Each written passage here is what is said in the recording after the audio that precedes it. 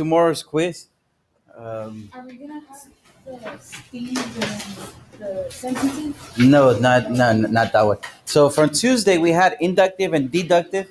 Inductive was patterns and deductive was like based on facts. I gave you guys a conditional statement. You guys came out with another statement, a conclusion. From that one, I'm only going to include inductive. So patterns. That's the only thing I'm going to do. So as an example, I'm going to have these questions. It says find the next term in the sequence after the last one given. So it seems like from -8 to -15, it seems like I subtract 7. Then from -15 to -22, it seems like I subtract 7 again. From -22 to -29, it seems like I subtract 7, so I always subtract 7. My last number there is -29, so I'm going to say the next number should be -36, right? I subtracted 7. If I look at question number 2, from 3 to 18, if I'm going to go for addition, it seems like I add 15. From 18 to 108, I add more than 15. So addition doesn't work there. So let me try something other than addition. My case, let me multiply by 6. From 18 to 108, I also multiply by 6. From 108 to 648, I also multiply by 6. So it seems like the pattern here it is multiply by 6.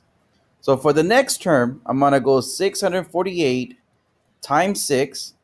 I know 6 times 8 is 48. And then 24 plus 4 is 28. 36 plus 2 is 38. So my answer is 3,888.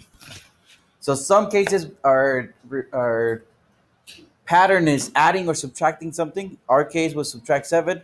Some cases is multiply or divide something. Our case was multiply by 6. There's going to be 8 questions of these on the quiz. There's 16 total. There's 8 of these. Any questions on these? No? Okay. Then on the back side of the quiz, we're going to have something like this. And in the first part, my first question says solve for x. I notice that's an example of alternate interior, right? Alternate because they're on opposite side of the transversal. Interior because they're both inside the parallel lines. For alternate interior, I know those two angles equal each other. So I'm going to say that 100 equals 9x plus 1. That's solve for x. Let me separate them through the equal sign. I want x's on one side. I already have the x on the right side. So my plus 1, I'm going to move it to the left. That's a minus 1. So 99 equals 9x. Yep. Divide both sides by 9. X equals 11. So my answer is x equals 11. Whenever you type it, obviously just type in the number 11. Don't type in x equals 11. Just type in 11.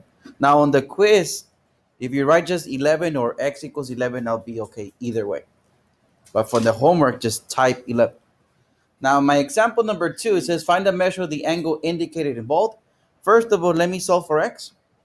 I'm just going to say that 43x plus 1 equals 44x minus 2.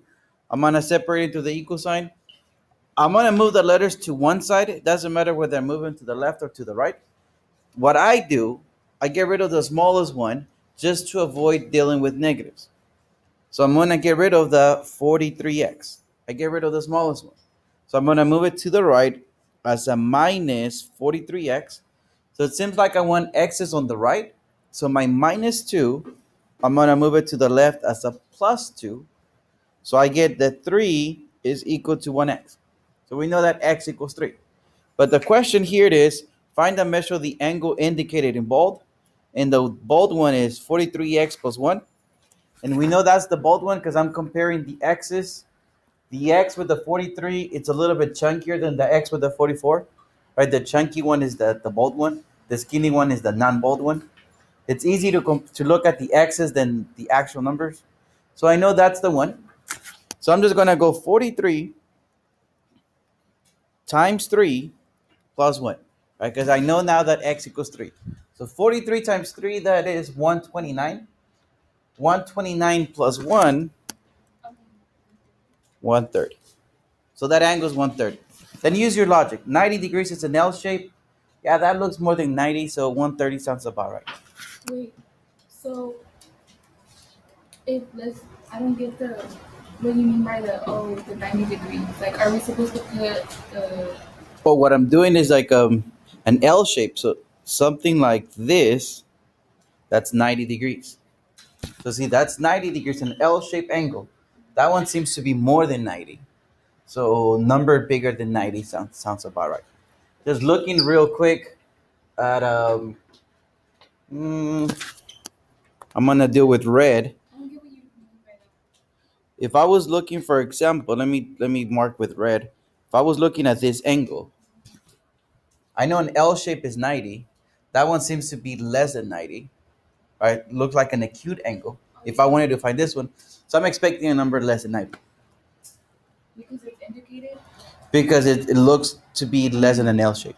Like an L shape will be right there. But I can tell that one, I'm even going to shade that angle. That one is less than 90. So a number less than 90 should be my answer. Okay. Any other questions? There's going to be eight of these yeah, eight of these on the quiz. Four of number one and four of number two. So that makes a total of 16. All So right. there's not gonna be any of like the Monday and Tuesday. The deductive, like the Monday was the project, the high five project. Yeah, that one was just like really hard, but that's what projects are for, right? To make you guys think. Now on Tuesday we had the inductive and deductive. Deductive was I gave you guys a conditional statement and they said that the condition was true. And then I use words because with math it's actually even harder. I use number because if I was just to do numbers, it makes it a little more complicated. All right. So I use words for deductive, but for the quiz tomorrow, I'm not going to use deductive. I'm just going to use inductive. And inductive is looking at patterns, which we just saw earlier. Keep on adding, I keep on subtracting. I call them sequence because that's how Algebra 2 is going to call it next year as well. Okay. Okay?